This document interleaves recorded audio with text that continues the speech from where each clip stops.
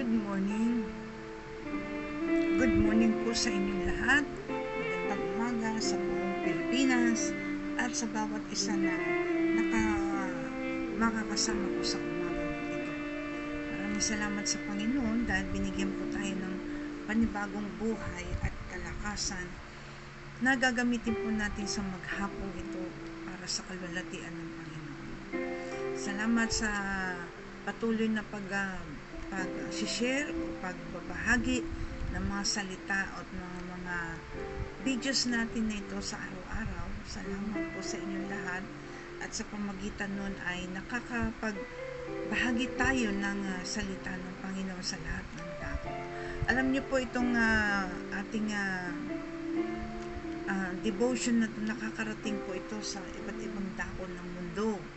Nakarating po ito sa Abu Dhabi, sa Dubai, o yan si Kim Ilab sa Jakarta, sa Hong Kong, at saan pa ba sa California.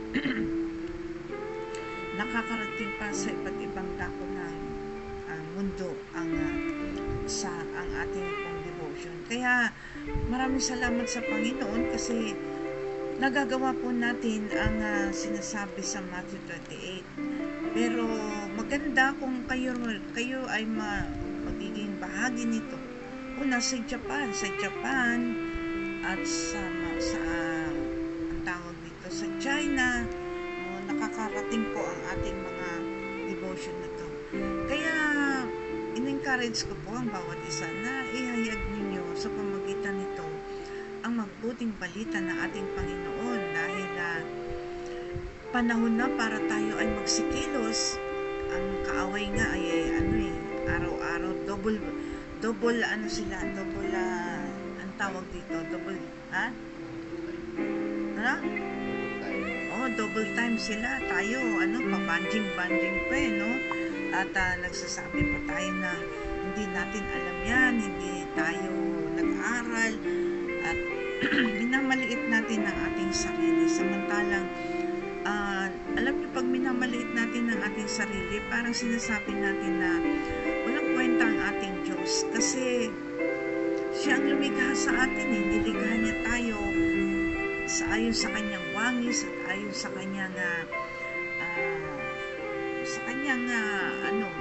image.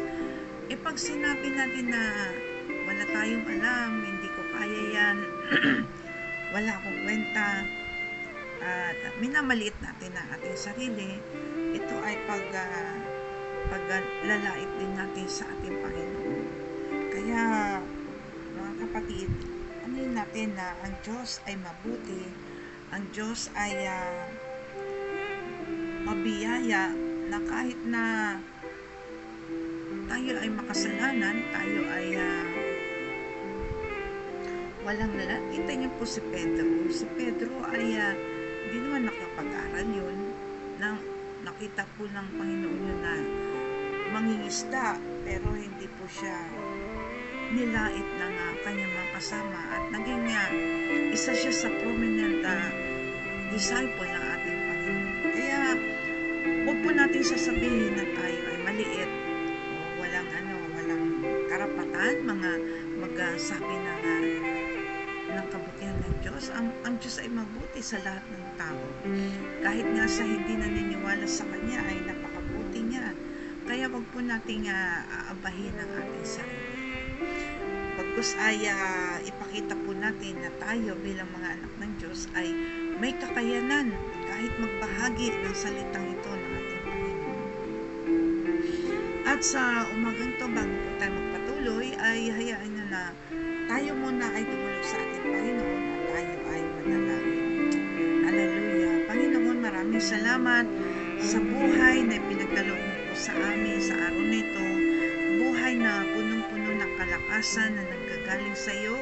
Salamat din, Panginoon, sa pag-iingat mo sa amin sa buong magdamag at sa aming bansang Pilipinas, ang lupang hinirang, ang aming sambahayan, ang bawat Pilipino at mga OFW na Pilipino ay patuloy na pinagpala at iningatan sa buong magdamag na ito. Salamat po, Panginoon.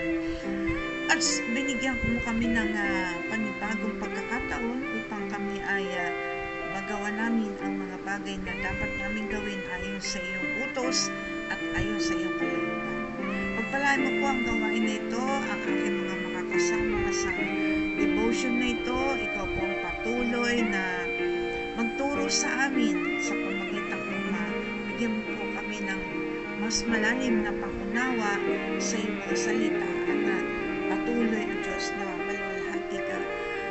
At sa aming pag-aaral, Panginoon, hayaan mo na maipangaral ang iyong salita ng buong dalisay, puro at malinis, Panginoon, na sabi nga po ay buong katotohanan, sapagkat ang aming Panginoon Jesus ang aming ipinangalan. Maraming salamat po, Panginoon. Ito po ang dalangin namin sa iyo sa pangalan ng aming Panginoon Jesus. Amen at amen. Ayan, hallelujah. Maraming salamat at patuloy po tayo na sumunod sa ating Panginoon, lalo na sa panahon ngayon, ano? Ang dami-dami mga pangyayari sa ating paligid na parang yung iba nadidepress na po no? Dahil daw sa napakahirap ng buhay sa panahon na ito. Mahirap po talaga. Excuse me po. Mahirap po talaga ang buhay at pahirap ng pahirap dahil nakasulat na po yan sa aklat ng sa ating Bibles na salita ng Panginoon na sa panahon na ito at darating na panahon ay pahirap ng pahirap ang panahon. Kaya po tayo nga po ay pinag-iingat at tayo po ay binibigyan ng pagkakataon ng Panginoon na talagang tignan po natin ang ating buhay, ang ating kinabukasan, kung saan ba tayo nakatayo o ano ang pundasyon natin.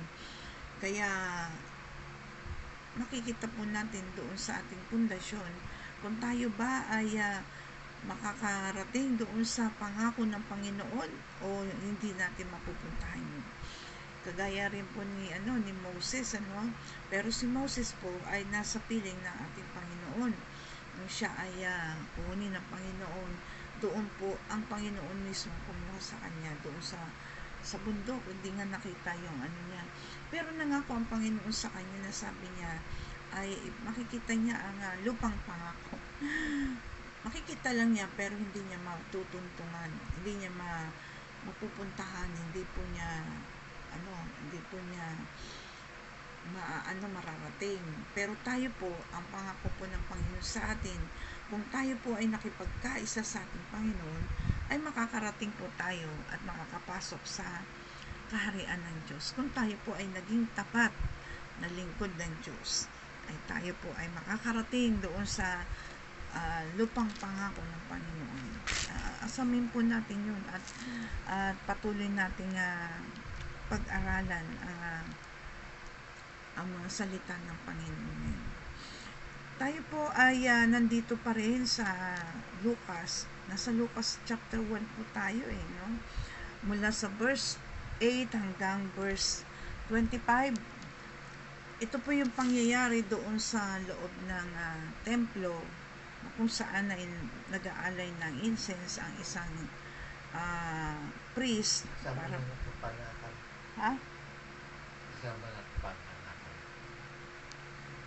isang priest na talagang yung pagbabalitan ng kapanganakan ng ating Panginoon.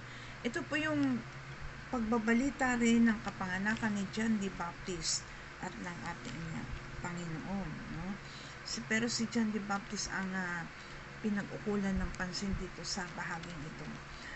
Sabi pong gano'n sa verse 8, "Now it happened that while he was performing his priestly service before God in the appointed order of his division, according to the custom of the priestly office, he was chosen by Lot to enter the temple of the Lord and burn incense. And the whole multitude of people were in prayer outside at the hour of the incense offering. And an angel of the Lord appeared to him standing to the right of the altar of incense. Zacharias was troubled when he saw the angel, and fear gripped him. But the angel said to him, "Do not be afraid, Zacharias, for your petition has been heard, and your wife Elizabeth will bear you a son, and you will give him the name John. You will have joy and gladness, and many will rejoice at his birth. For he will be great in the sight of the Lord, and he will drink no wine or liquor, and he will be filled with the Holy Spirit while yet in his mother's womb. And he will turn many of the sons of Israel back to the Lord their God. It is he who will go as a forerunner before him in the spirit and power of Elijah, to turn the hearts of the fathers back to the children, and the disobedient to the attitude of the righteous, so as to make ready a people prepared for the Lord." Zacharias said to the angel, "How will I know this for certain? For I am an old, and my wife is advanced in years." The angel answered and said to him, "I am Gabriel, who stands in the presence of God, and I have been sent to speak to you, to bring you this good news. And behold, you shall be silent and unable to speak until the day when these things take place, because you did not believe my words, which will be fulfilled in their proper time." The people were waiting for Zacharias and were wondering at his delay in the temple. But when he came out, he was unable to speak to them, and they realized that he had seen a vision in the temple. And he kept making signs to them and remained mute. When the days of his priestly service were ended, he went back. After these days, Elizabeth, his wife, became pregnant, and she kept herself in seclusion for 5 months, saying, "This is the way the Lord has dealt with me in the days when he looked with favor upon me, to take away my disgrace among men." Ayan. Ang haba po, pero alam niyo maiksi lang yan pagka kinuwento natin. Doon sa ano na lang po natin, isa-summarize po natin, yun ang panahon na ang ating ang priest na ito, yun nga po, di ba? Alam niyo po yung mga priest nung panahon na yun, syempre galing po yan sa tribo ni Levites. Ang mga priest noon, may kanya-kanya silang division, no? At doon sa kanilang division, meron po silang merong bawat yung tribo na yun, meron po silang lot. Alam niyo yung lot? Yung parang parang karakrus yung ginamit. Yung yung tawag doon? Papalabunutan. Palabunutan, o kaya yung dice. Ganyan. Pagka nung magkaroon sila ng palabunutan siguro yun, or pag-a-appoint kung sino ang mag-aalay o mag-offer ng incense at papasok sa temple para magsunog ba yung burn incense.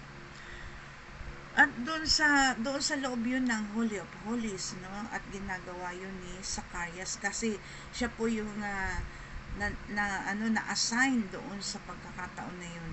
At doon sa labas ay marami po mga tao na nananalangin. Alam niyo yung mga panalangin nila ay para sa favor ng Panginoon, at magkaroon po sila ng parang nagsisisi sila sa kanilang mga kasalanan. Humihingi sila ng favor sa ating Panginoon, no? At doon po sa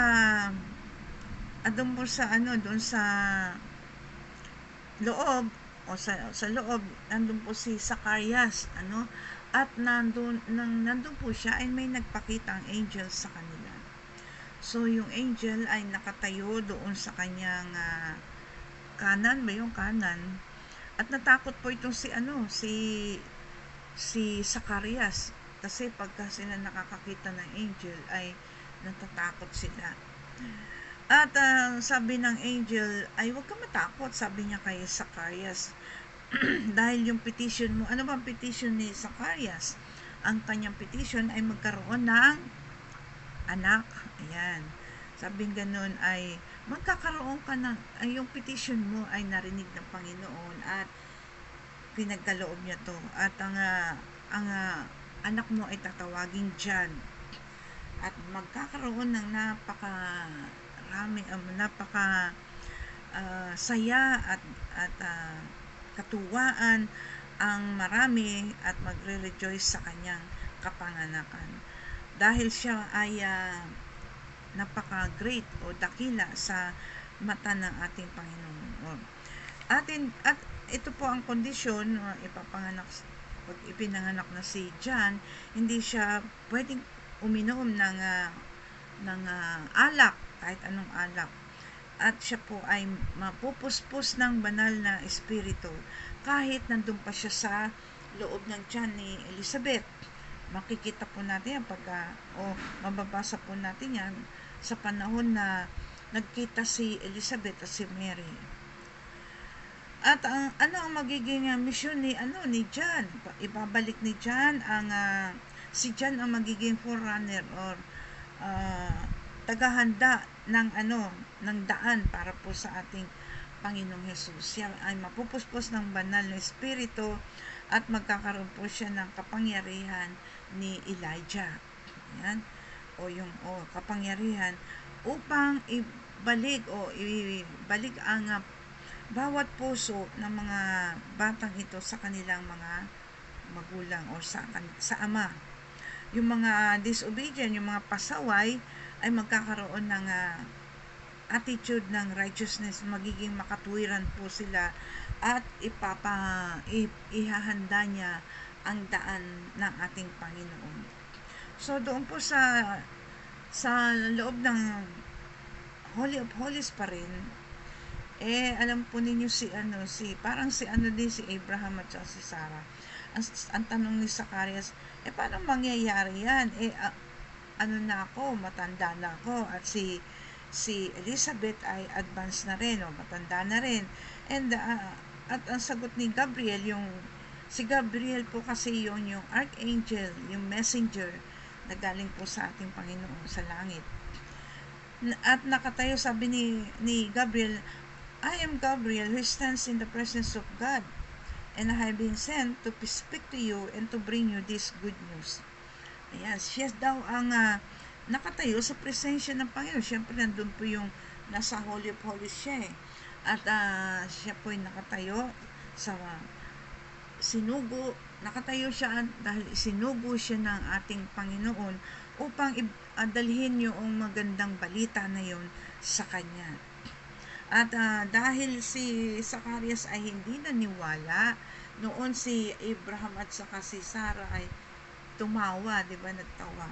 Ito naman nagtanong, hindi naniwala. So, sabi ng angel, dahil hindi ka naniwala, ikaw ay magiging silent or pipi. Hindi ka makakapagsalita until the day na yung sinabi ni Gabriel ay mangyayari in proper time, in due time. At yung mga tao ay naghintay sa labas, yung mga tao na naghihintay sa labas ay nagtataka sila kung bakit si Zacarias hindi pa lumalabas at nadidelay ang kanyang paglabas. Alam po ninyo kasi pagka ang isang priest na nasa loob ay hindi pa lumalabas, yun yung panahon na nagtatanong sila o natatakot sila na baka mamatay na rin yung yung priest na yun o dahil may kasalanan na nagawa. Pero nung lumabas po si Zacarias ay hindi po siya makapagsalita. So yung mga tao ay na-realize ng mga tao na nakakita si Zacarias ng isang vision doon sa loob. And si Zacarias naman ay panay ang senyas. Panay ang senyas at nung matapos po yung kanyang trabaho o yung kanyang yung service ay umuwi na po siya sa kanilang bahay. At si Elizabeth ay after these days, ilang araw lang nakalipas, si Elizabeth ay nagbuntis. O, kita nyo? And kept herself in seclusion for 5 months. Dahil ang paniwala po niya, yun ang ginawa ng Panginoon sa kanya. At hinihintay po niya mangyari ang favor ng Panginoon hanggang sa para mawala yung, alam niyo, yung disgrace o yung kahihiyan o yung mga pang-uuyam o pang-iinsulto ng mga tao sa kanila. Alam po niyo kasi yung mga pang-iinsulto ng mga tao ay nangyayari po yan kapag baog ang isang mag-asawa doon sa Israel. Kaya, ewan ko, yung mga baog ngayon, yung mga hindi magkaanak, hindi ko alam kung curse yan, kasi daming hindi nanganganak, di ba? Kung curse yan, kasi alam nyo, yung mga baog nga, yung mga barren na women sa ating bansa, lalo yung mga nakakilala na nakipagkaisa sa ating Panginoon, mga barren women, talagang dapat sila ay hindi magkakaanak. Pero dahil sa kanilang pananampalataya at panalangin, nagkakaroon sila ng anak. Ang dami po namin kilalang mga barren woman na nagkaroon ng anak, kaya ang pinapangalan nila doon Faith. Faith ang kanilang ipinapangalan. Kasi nga, naging anak siya dahil sa pananampalataya. Kaya Faith ang kanila. Pero sa Israel, ganun din ang nangyayari. Maraming barren woman, pero yung mga talagang matinding manalangin ay talagang nagkakaroon sila ng anak, no? Kagaya po nitong si Hannah at saka itong si Elizabeth ay nagkaroon ng anak. Iba naman ang kaso ni Mary, ano? At kung titignan po natin ay si John, tingnan po natin, ano? Si John, nung siya ay ipinanganak, ay maaaring niya, kung pag-iisipan natin, siya ay ipinaglihi siguro siya noong 6 later na July, no? July, tapos 6 months later, makikita po natin yan sa Lucas chapter 1 verse 26, doon sa susunod, ano? There was in the days of the Herod king of, yan, sa verse 26, ay makikita po natin na siya ay maaring ipinanganak sa buwan ng January. Being born with 9 months later siya ay nag-umpisa siyang ipaglihi ng January and being born 9 months later in October. Baka naging magka-birthday kami ni John. Kasi October, later din ako, di ba? October 26, nasa bandang huli na yun ng October. Kaya siguro ay magka-birthday pa kami. Yan po si John the Baptist. At dahil po, at according dun sa custom nila, itong si Zacarias ay nag-burn offering ng incense. Ito ay kasi ang burn offerings o yung ating offering ay type of Christ and His crucifixion, no? Siya po ay ito po ay type ni Kristo ng ating Panginoong Jesus nang siya po ay nasa krus na. Siya po ay namatay at yung incense, yung mga inalis sa kanya, di ba? Yung mga incense, yung myrrh, yung gold, yun po. Ngayon, ano po mapapag-aralan natin dito sa buhay ni John? Alam po niyo yung sa panahon ni John, first time sa panahon ni John nag-manifest yung kapangyarihan or yung banal na espiritu after Malakay. Yun ay 4 years yata o 6 years makaraan. na siya po ay nagpakita sa mga tao sa pamagitan ni John the Baptist. At kaya nga sabi ay si John the Baptist ay mapupuspos ng banal na espiritu. Pero ang na kay John ay hindi po siya pwedeng kumain o uminom ng alak. At sa ibang salin ay meron sinabi doon na ang kanyang kakainin lang ay yung ang tawag dito, parang kulisap lang, hindi siya kakain ng kahit ano. So si Locos yata yun.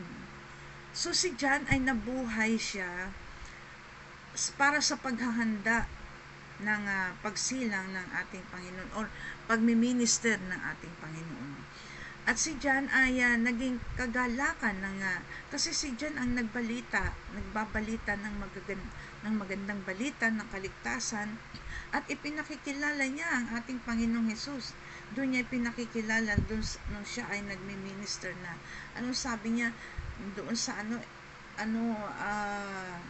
ito ang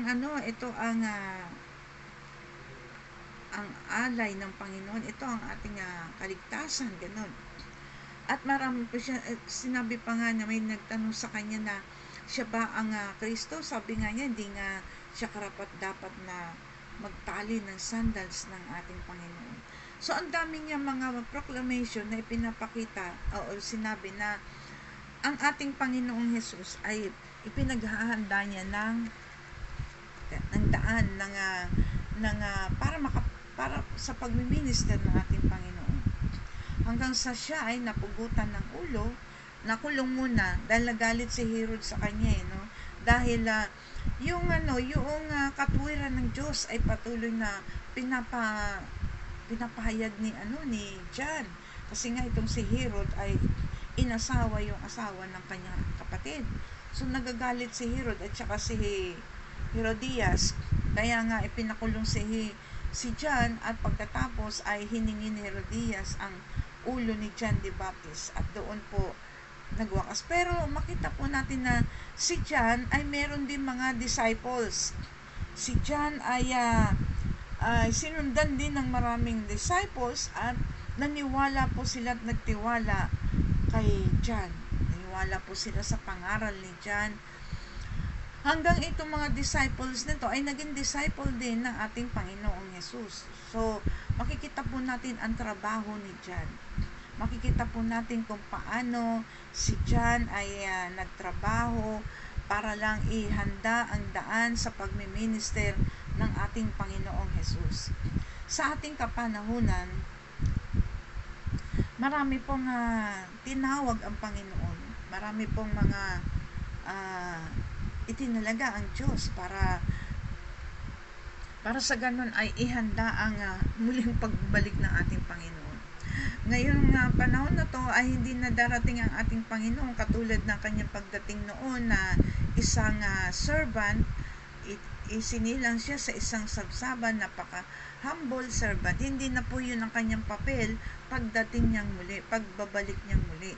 Siya po ay darating na bilang isang hari at kukunin po niya ang lahat ng mga tapat na nanampalataya sa kanya. Kaya nga po sa panahon ni John, yun ang trabaho ni John. Pero sa panahon natin ay marami nang gumagawa para naman sa paghahanda sa muling pagbabalik ng ating Panginoon. Pero minsan, itong mga tinatawag nga nating Kristiyano, no?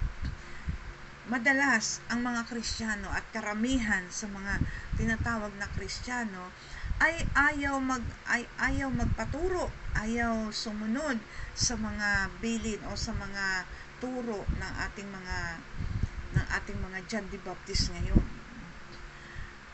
Bakit tinawag si John the Baptist? Kasi si John the Baptist, siya yung nagbabautismo siya nung panahon na yun.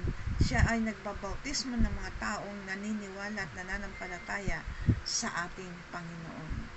So, dahil siya po ay nagbabautismo, kaya siguro siya tinawag na John the Baptist.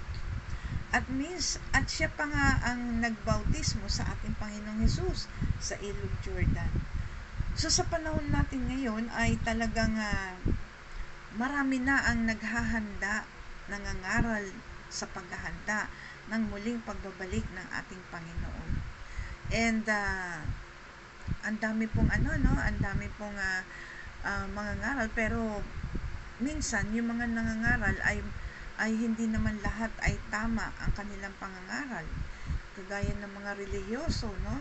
Ang dami nilang mga pangaral na hindi nga nila alam na darating o babalik muli ang ating Panginoon. Ang kanilang pagkakaalam, ang pagbabalik ng Panginoon ay sa kamatayan na ng tao, or yung iba ay sa huling paghuhukom, yung white throne judgment. Yun na ang kanilang alam, pero yung tinatawag nating rapture ay hindi nila alam. At iba po ang interpretasyon nila sa term na yon, yung rapture. Iba ang interpretasyon nila sa mangyayari na yon. So sa atin na sabi nga ni Pablo, tayo ay hindi ipinanganak sa kadiliman or sa walang pagkakaalam. Walang pagiging ignorante, hindi po tayo ipinanganak at tinawag ng Panginoon sa pagiging ignorante, no? Good morning, Sister Yuling. Tinawag tayo ng Panginoon para makita natin ang katotohanan, ipangaral ang katotohanan, italaga. Pero marami pong mga religious leaders na hindi po ito ang kanilang ipinapangaral.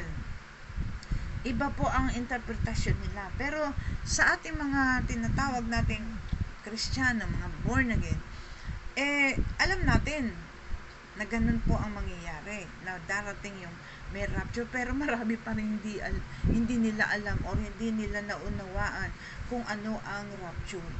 Marami nung kami po ay nagpapastor pa, meron kaming anong tawag dito, discipleship.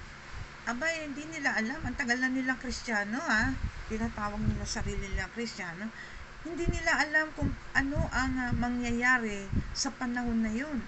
Hindi nila alam kung ano mangyayari at paano mangyayari, hindi po nila alam. So, marami pang hindi nakakaalam. At ano mangyayari kapag katapos nung rapture na yun, no?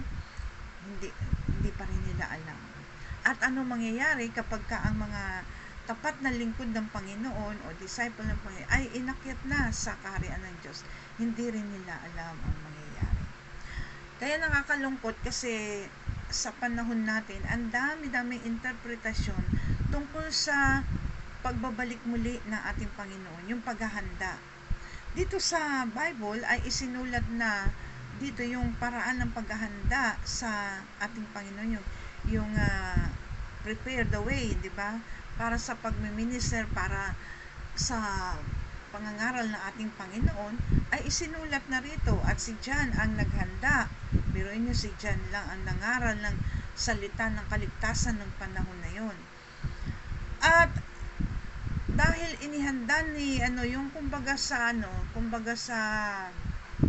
bukid, siya po ang nag-araro ng puso ng mga tao upang yung salita ng Panginoon ay makapenetrate sa bawat puso ng bawat tao. Alam niyo, napakahalaga po kasi na ikaw ay puspos ng banal na espiritu upang yung pangangaral mo ng salita ng Panginoon ay merong kapangyarihan. At hindi si John ang hindi si John ang dahilan kung bakit nanampalataya ang mga tao sa Panginoong Hesus. At hindi rin si John, hindi naman niya kilala ang Panginoong Hesus Hindi pa nga niya namimit no?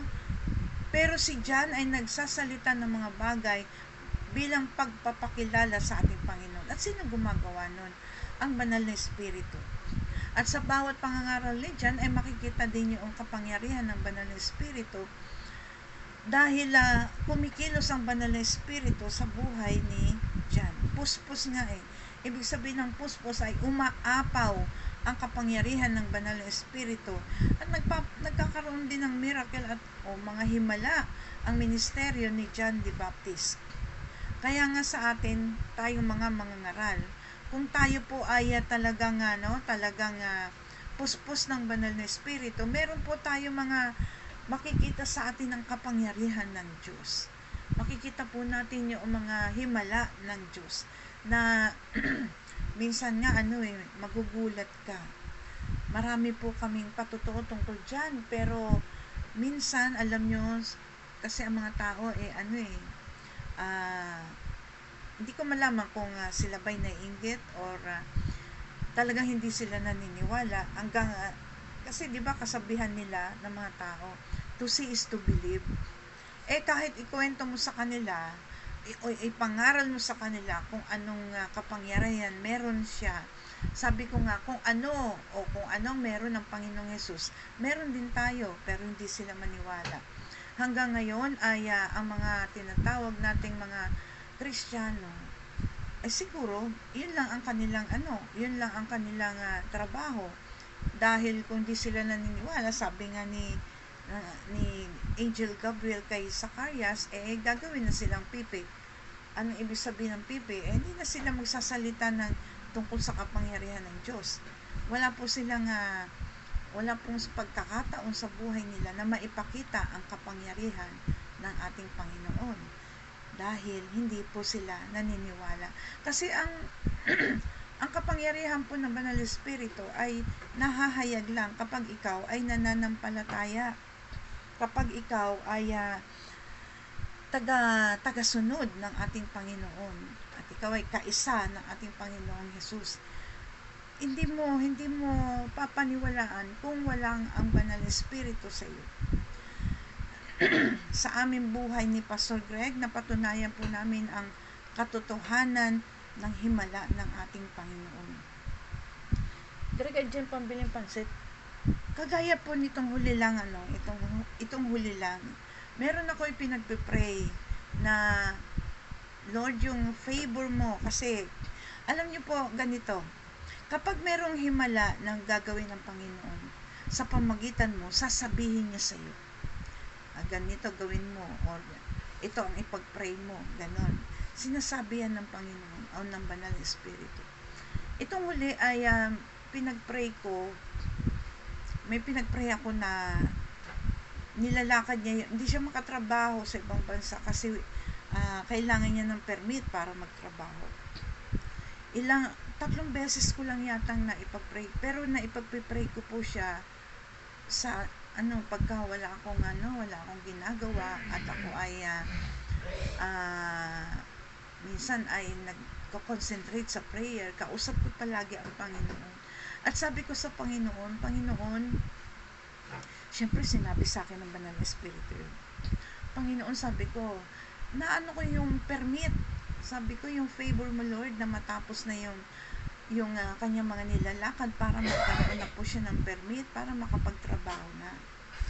And alam nyo, kagabi nabalitaan ko na 2 araw lang niya nilakad yun na magkaroon siya ng permit. Pero 1 week na yata siya doon, pero may hinihintay niya yung permit. Pagkatapos 2 days na nilakad niya yung proseso para lumabas na yung permit, 2 days lang yata.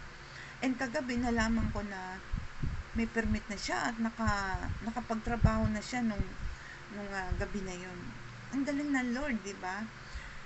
Yung second ay merong isang lingkod ng Diyos na naghihirap sa kanyang sakit.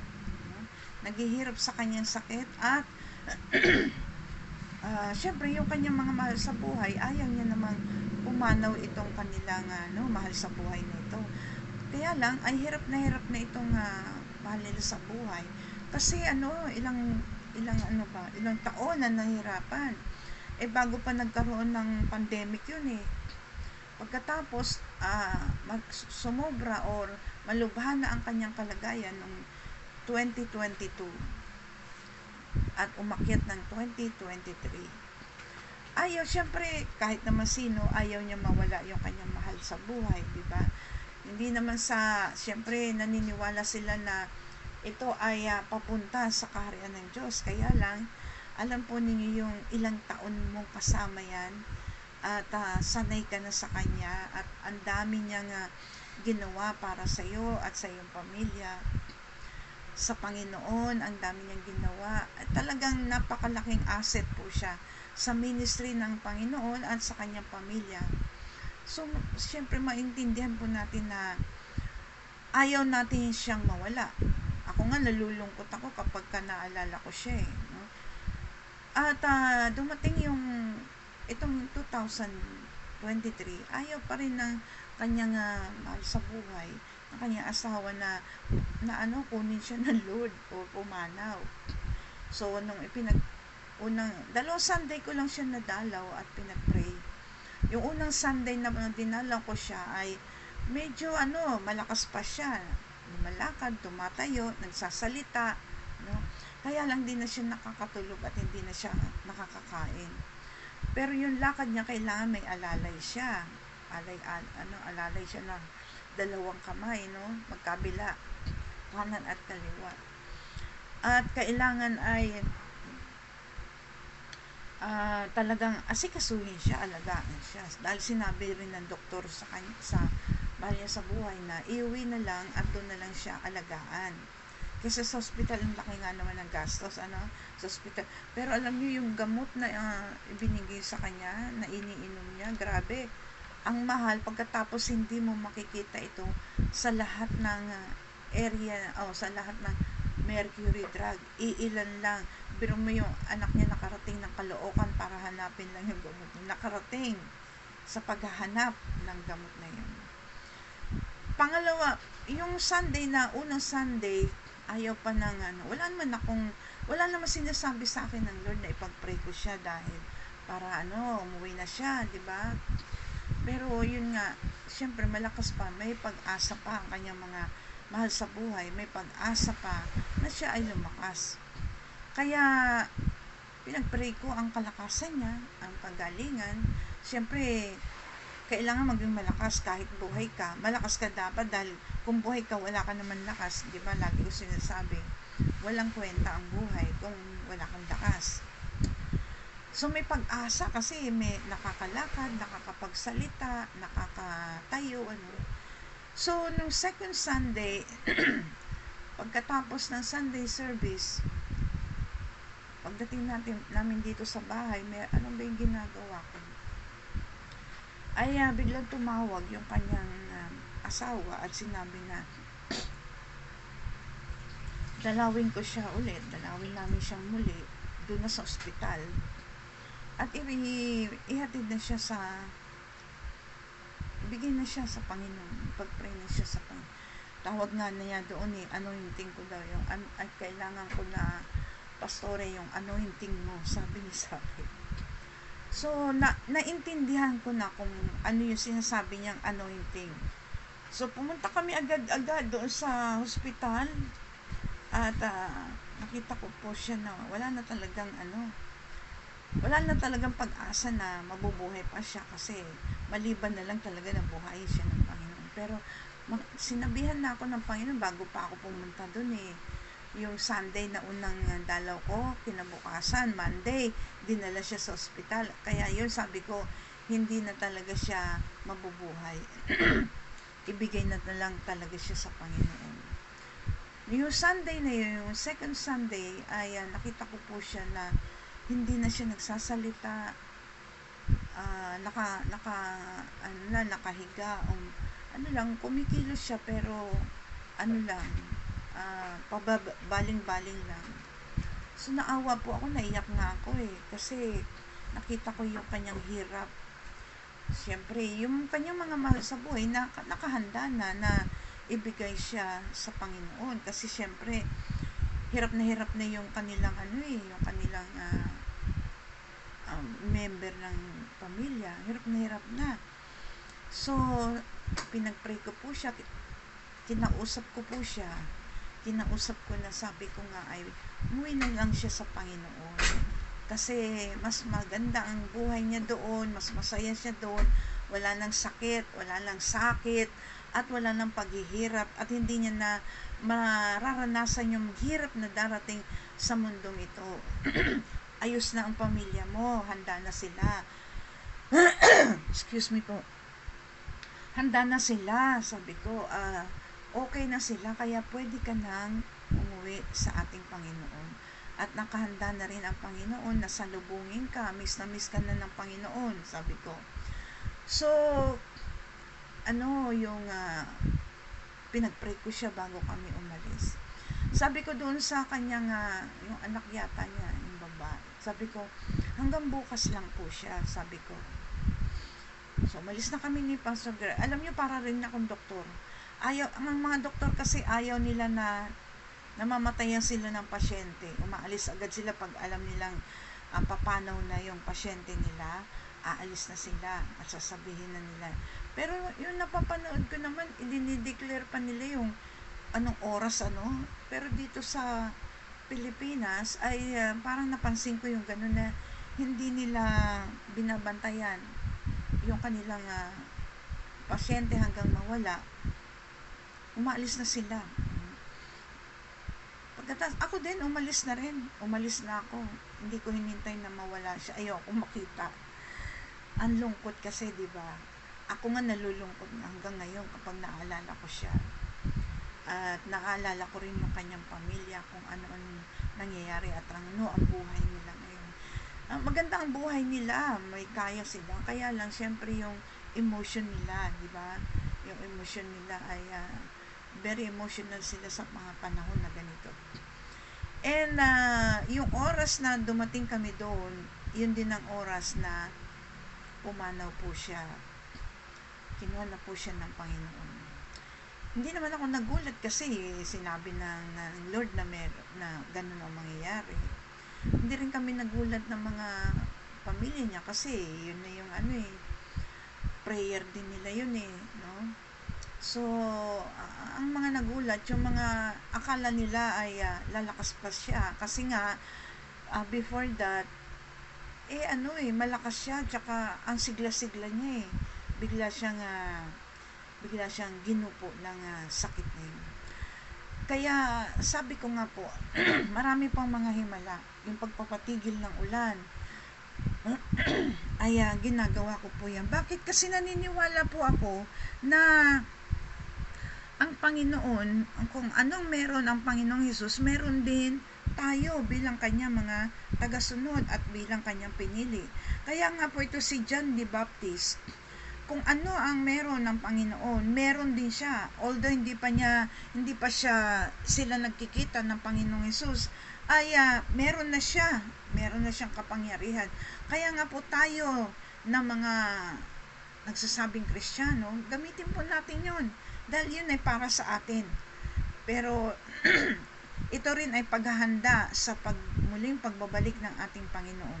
Unang inihahanda natin sa muling pagbabalik ng Panginoon ay itong ating puso, ang ating karakter, ang ating buhay. Yung bunga nga, sinasabi ng Panginoon, di ba? Yung bunga ng ating buhay. At pagkatapos ay, ano ba ang iaalay mo sa Panginoon? Kung sakaling ikaw ay tapat na lingkod ng Panginoon, pagdating mo doon sa harapan ng Panginoon, ano ang iaalay mo sa Panginoon? Kung hindi ka naman kung wala ka namang ginawa nga, sabi nga ng Panginoon Hesus, di ba? Mag-ipon ng kayamanan sa langit, hindi dito sa lupa. Kasi doon sa langit ay hindi nabubulok ang kayamanang ipupundar natin. So ano ang maiaalay natin sa ating Panginoon kapag dumating yung pagkakataon na yon? Ano ang ating ihahandog sa paanan niya kung wala naman tayong ginawa? Kagaya niyan, sabi natin ay meron tayong mga rewards na tatanggapin mula sa Panginoon sa mga pamamagitan ng mga ginawa natin na ayon sa kalooban ng Diyos. May mga rewards po tayo. At meron tayong 5 crowns, hindi ba? Isa doon yung crown of righteousness, yung ating pagtanggap at pagkilala at pakikipag-isa sa ating Panginoon. Meron pong iba't ibang klase ng crown, hindi ko na ma-recite yung apat pa. Pero meron po tayong mga crowns na ihahandog sa paanan ng ating Panginoon. Kung meron ka ba nun, alalahanin po natin yung mga bagay na yun. Kung ano ang meron at ito ang ihahandog natin sa ating Panginoon. Kung ikaw ay wala pa, ngayon pa lang mag-ipon na para makuha mo yung rewards ng Panginoon. Hindi naman paramihan ang rewards Magkaroon ka lang ng rewards magkakaroon ka din na yun lang pagtanggap mo at pagkilala sa Panginoon at pakikipagkaisa mo sa ating Panginoong Jesus ay isang na yun, isang reward na yun at isang crown na yun na iyong ihahandog sa ating Panginoon. What more kung meron kang mga nadala sa Panginoon? What more kung ang iyong mga crown ay nadagdagan pa ng 4? Ang dami mong crowns na ibibigay sa ating Panginoon. So, tignan po natin yung mga crowns na yun sa susunod siguro ay i-discuss ko po yung mga crowns na yun kung paano at paano natin makukuha at ano ang ibig sabihin ng mga crowns na yun. Tayo po'y manalangin. O Diyos na makapangyarihan sa lahat, pinasasalamatan kita at pinasasalamatan ka namin dahil sa iyong mga salita na nagbibigay sa amin ng pagtutuwid, ng warning, pagkokorek at paghahanda sa muling pagbabalik ng aming Panginoong Hesus. Pag-asa, Panginoon, na kami ay may buhay na walang hanggan sa piling mo at matatapos ang paghihirap na ito dito sa mundo. Maraming salamat sa mga salita mo, Diyos, na nagbibigay ng pag-asa, nagpapalago sa aming pananampalataya at higit sa lahat ay pag-ibig na nanggagaling sa iyo. Maraming salamat po, Diyos, dahil tapat ka sa iyong mga pangako, tapat ka sa iyong mga salita na kami ay hindi mo pababayaan, na kami ay iyong sasamahan hanggang sa muling pagbabalik ng aming Panginoon. Sasamahan mo kami sa lahat ng sitwasyon ng aming buhay at patuloy na ihahanda mo ang aming mga karakter. Kung kami, Panginoon, ay hindi pa handa sa aming mga karakter, ihubugin mo kami, Panginoon, ayon sa iyong kalooban. Salamat po, O Diyos, dahil patuloy na ikaw ang makapangyayari sa aming mabuhay dahil itinakda mo na po ang aming destinasyon. Ang aming mga pangalan ay isinulat mo na sa aklat ng buhay at wala pong makakabigay na o makakapagburan yun kundi ikaw lang. Subalit dahil sa pag-ibig mo, Panginoon, hindi mo po ito gagawin dahil may mga warning ka, may mga pagtuturo ka upang manumbalik sa iyo ang mga nanampalataya na sa iyo. Maraming salamat, Panginoon. Maging ang aming mga mahal sa buhay ay patuloy mo nga inihahanda at patuloy na inililigtas mo, Panginoon, sa nakalaan na pagdurusa sa pagbabalik ng aming Panginoong Hesus. Salamat din, O Diyos, sa aming bansa na patuloy mo iningatan sa buong magdamag na ito. Salamat, O Diyos, na binigyan mo kami ng buhay at kalakasan. Bawat Pilipino sa aming bansang Pilipinas, ang iyong lupang hinirang, salamat, Ama, dahil iningatan mo bawat isa, yung mga Pilipino na naririto sa Pilipinas, yung mga OFW at yung mga naninirahan na sa ibang bansa dahil pababalikin mo po sila rito kahit na ano ang mangyari. Parang katulad din ng Israelites na nagkaroon ng pagkakalat ang mga Israelites sa iba't ibang dako ng mundo, pero ibinalik mo din po sila. Maraming salamat, Panginoon, dahil pinagpala mo ang aming bansang Pilipinas, ang iyong lupang hinirang, at patuloy na iniingatan at patuloy, O Diyos, na ikaw ang magliligtas sa aming bansa. Kasama ng aming Pangulo at pangalawang Pangulo, salamat po, O Diyos, sa mga desisyon na ikaw po ang magbibigay sa kanila at hindi mo hahayaan na sila ay madaya ng mga bulong o mga impluensya ng mga kaaway na hindi ayon sa iyong kalooban ang kanilang mga ipinapayo. Salamat po, O Diyos, dahil ikaw po ang magtatanggol sa kanila at sa aming bansa sa lahat ng mga nagtatangkang agawin ng aming kayamanan, sa lahat ng nagtatangka na agawin ng aming bansa o pakialaman ang kayamanan ng aming bansa. Lahat po ng mga bansa na yan, katulad ng Amerika, ng China, ng Vietnam, at ng iba't ibang bansa pa na nagnanais na kunin ang mga kayamanan ng aming bansang Pilipinas, ang iyong lupang hinirang. Patuloy na ingatan mo kami sa mga bansang ito, O Lord God. Huwag mo pong hayaan na maging battlefield kami ng mga kaguluhan nila, ng kanilang pag-aaway-away. Huwag mo pong hayaan, Panginoon, na dito nila gawin ang kanilang pagigera-gera. Hayaan mo, Panginoon, na doon sila sa kanilang mga bansa at alisin mo po, Panginoon, ang mga foreigner dito na nagiging cause ng panggugulo dito sa aming bansa. Sapat ka na, Panginoon, sa amin. Sapat ka na, O Diyos, ng mga laga sa amin at magbantay ng aming teritoryo dahil ikaw ang may bigay nito sa amin. Sapat ka, Panginoon. More than enough ka, Panginoon, upang pangalagaan ang aming teritoryo. Hindi namin kailangan ng ibang bansa katulad ng Amerika na bantayan ng aming bansa, samantalang meron silang ibang motibo sa pagbabantay nila. Kaya huwag mo pong hayaan na sila ay magtagumpay sa kanilang pag-iimpluwensya sa aming Pangulo at pangalawang Pangulo. Ganun din, Ama, yung mga ginagawa ng mga makakaliwang Pilipino sa panggugulo nila sa aming pangalawang Pangulo, hayaan mo, Diyos, na mangyari ang katuwiran mo, Panginoon. Alisin mo, Panginoon, ang mga makakaliwang ito sa aming gobyerno upang sa ganun, Ama, ay magkaroon ng katahimikan at pagkakaisa ang bawat Pilipino. Maraming salamat maging sa mga nakahiga ngayon na may mga sakit at karamdaman,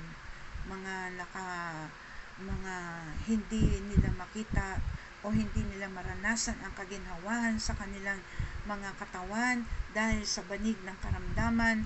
Ay natali po sila, Panginoon, ikaw po ang magpakita sa kanila ng kagalingan na binigay mo na more than 2,000 years ago, Lord God. At magmanifest na yun, Panginoon, sa panahon na ito. Ganun din, O Diyos, ang mga nangangailangan sa bawat pangangailangan namin sa buhay. Maging ito man ay physical, ito man ay mental, emotion, Panginoon, at financial, lalo na, Panginoon, sa spiritual na pangangailangan namin, ay patuloy na ikaw po ang tumugon sa mga pangangailangan na ito sa lahat ng oras at sa lahat ng sitwasyon ng aming buhay. Salamat din, O Diyos, sa bayan mong Israel na siyang naging halimbawa namin kung paano kami susunod sa iyo at kung paano kami magtitiwala sa iyo at maniniwala. Salamat po, Panginoon, dahil alam po namin na meron kang magandang plano sa bawat buhay namin. Pagpalain mo din po, Panginoon, ang mga nakasama ko sa devotion na to. Ingatan mo po sila, si Sister Yuling, na nakita ko yung pangalan, at yung iba pa na hindi ko po nakita, at yung mga makakasama pa sa devotion hanggang mamaya. Panginoon, ikaw po ang patuloy na magpala sa kanila ng iyong mga salita. Patuloy po, Panginoon, na ingatan mo po sila at kasama po sila na pagpalain mo, O Diyos, sa lahat ng sitwasyon ng kanilang buhay. Samahan mo po sila, Panginoon. Ganon din, salamat, Panginoon, sa patuloy na pagkilos mo sa aming buhay. Maluluhati ka nawa sa aming buhay sa maghapong ito. Dalangin namin ito sa pangalan ng Panginoong Hesus. Amen at amen. Maraming salamat po sa lahat ng mga nakasama sa devotion na ito. At salamat po dahil patuloy niyong ibabahagi ang ating devotion na to. At yung mga manonood pa mamaya, makakasama namin, huwag po ninyo itong pababayaan na hindi ninyo masubaybayan.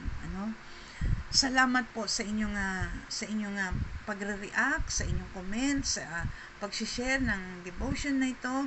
At ito po ay makikita po natin sa Facebook, FB Pags Channel. Sa FB po yan. Sa YouTube ay makikita nyo po ito sa Pags Family Channel. 30 days po ang itatagal ng ating video sa YouTube. So, pwede nyo po itong panoorin sa araw-araw at ganun din, maraming salamat sa inyong pagsubaybay. Ito po ay ginagawa po natin mula Lunes hanggang Linggo, 5:30 to 6:30 ng umaga.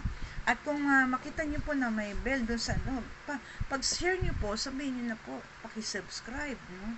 At yung bell po doon sa taas, pakiclick nyo na rin po para ma-update po tayo sa lahat ng ating ginagawa dito sa ating devotion o sa ating devotion. Maraming salamat po. Bukas ay ako po ulit ang inyong makakasama at patuloy na subaybayan niyo po ako bukas. Sabado si Noriel, Linggo ay si Noriel pa rin. Sa Monday ay si Pastor Greg at mag-iiba ulit kami ng schedule hanggang Miyerkules na naman po siya. Maraming salamat po sa bawat isa. Ito po ang inyong lingkod, si Pastora Tess. Nagsasabi, mahal po tayo ng Diyos. Huwag po tayo mag-aalinlangan dahil hindi niya tayo pinababayaan at hindi niya po tayo iniiwanan. Hanggang bukas po.